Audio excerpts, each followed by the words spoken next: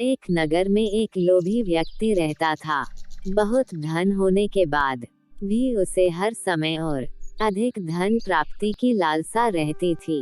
एक बार नगर में एक चमत्कारी संत का आगमन हुआ। लोभी व्यक्ति को जब उनके चमत्कारों के बारे में पता चला तो वह दौड़ा दौड़ा उनके पास गया और उन्हें अपने घर आमंत्रित कर उनकी अच्छी सेवा की। सेवा से प्रसन्न होकर नगर से प्रस्थान करने के पूर्व संत ने उसे 4 दीपक दिए। चारों दीपक देकर संत ने उसे बताया, बेटा, जब भी तुम्हें धन की आवश्यकता हो तो पहला दीपक जला लेना और पूर्व दिशा में चलते जाना। जहाँ दीपक बुझ जाए उस जगह की जमीन खोद लेना, वहाँ तुम्हें धन की प्राप्ति होगी। उसके बाद जब तुम्हें दोबारा धन की आवश्यकता हुई तो दूसरा दीपक जला लेना, जिसे लेकर पश्चिम दिशा में तब तक चलते जाना जब तक वह बुझ ना जाए। उस स्थान से जमीन में गड़ी अपार धन तुम्हें प्राप्त होगा। धन की तुम्हारी आवश्यकता तब भी पूरी ना हो तो तीसरा दीपक जलाकर दक्षिण दिशा में चलते जाना। जहाँ दीपक बुझे वहाँ की जमीन खोदकर वहाँ का धन प्राप्त कर लेना। अंत में तुम्हारे पास एक दीपक और एक दिशा बची रहेगी, लेकिन तुम्हें न उस दीपक को जलाना है न ही उस दिशा में जाना है। इतना कहकर संत लोभी व्यक्ति के घर और उस नगर को छोड़कर चले गए। संत के जाते ही लोभी व्यक्ति ने पहला दीपक जला लिया और धन की तलाश में पूर्व दिशा की ओर चल पड़ा। एक जंगल में दीपक बुझ गया। वहाँ की खुदाई करने पर उसे एक कलश प्राप्त हुआ। वह कलश सोने के आभूषणों से भरा हुआ था।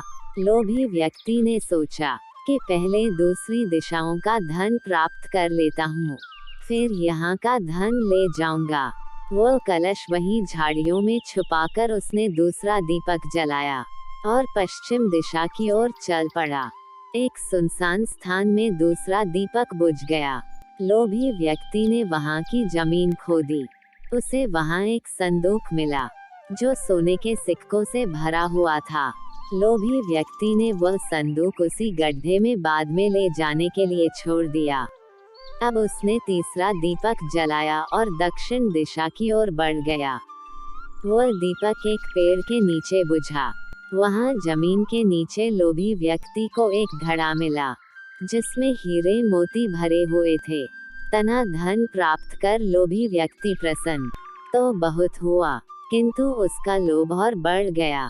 वह अंतिम दीपक जलाकर उत्तर दिशा में जाने का विचार करने लगा, जिसके लिए उसे संत ने मना किया था।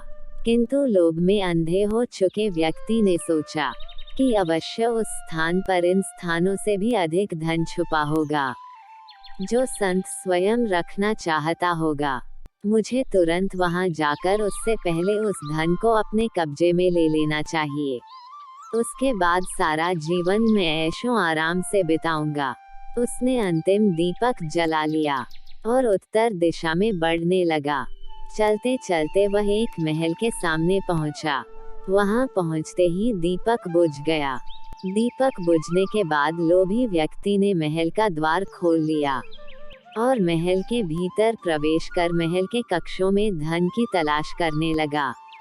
एक कक्ष में उसे हीरे जवाहरातों का भंडार मिला, जिन्हें देख उसकी आंखें चौंधी आ गई। एक अन्य कक्ष में उसे सोने का भंडार मिला। अपार धन देख उसका लालच और बढ़ने लगा। कुछ आगे जाने पर उसे चक्की चलने की आवाज सुनाई पड़ी। वह एक कक्ष से आ रही थी। आश्चर्यचकित होकर उसने उस कक्ष का द्वार खोल लिया। वहां उसे एक बूढ़ा व्यक्ति चक्की पीसता हुआ दिखाई पड़ा। लोभी व्यक्ति ने उससे पूछा, यहाँ कैसे पहुँचे बाबा? क्या थोड़ी देर तुम चक्की चलाओगे? मैं जरा सांस ले लूं, फिर तुम्हें पूरी बात बताता हूँ कि मैं यहाँ कैसे पहुँचा और मुझे यहाँ क्या मिला। बूढ़ा व्यक्ति बोला।